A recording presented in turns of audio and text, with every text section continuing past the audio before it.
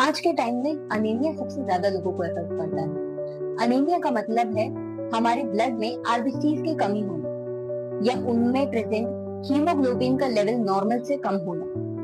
Haemoglobin एक iron containing protein है जो ऑक्सीजन को लंग से लेकर के पूरी बॉडी तक ही पहुंचाता है, पूरे शरीर में पहुंचाता है। अब समझते हैं इसकी एनाटॉमी और फिजियोलॉजी।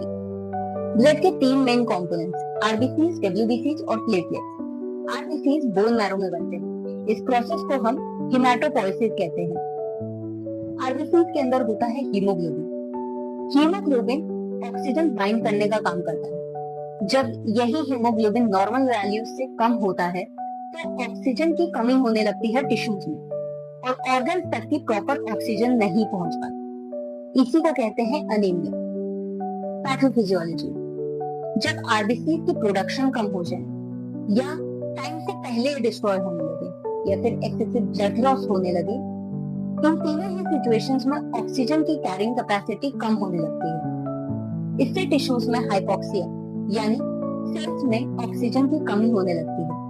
सिम्टम्स जैसे थकान, weakness, shortness of breath, pale skin, headache, dizziness और सीवियर केसेस में चेस्ट पेन या फिर हार्ट पैल्पिटेशंस होते हैं।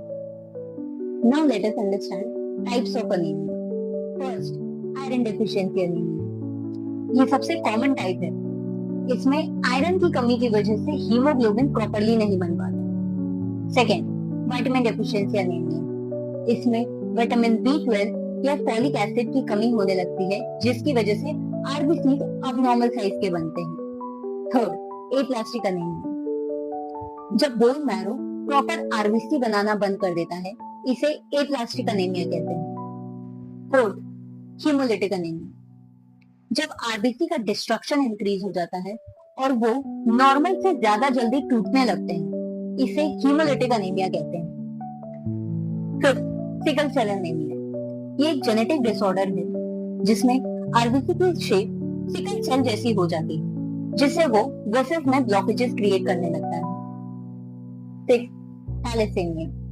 ये एक इनहेरिटेड कंडीशन है जिसमें हीमोग्लोबिन का सिंथेसिस डिफेक्टिव हो जाता है।